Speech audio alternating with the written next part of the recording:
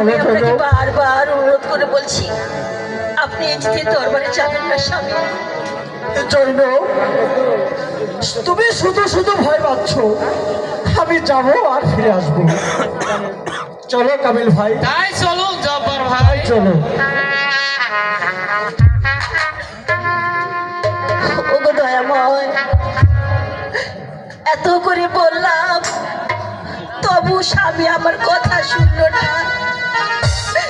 ওগো খুদা পাক পরওয়ারদিগার, আমার এই কপালে কি লিখেছো আমি কিছুই জানি না।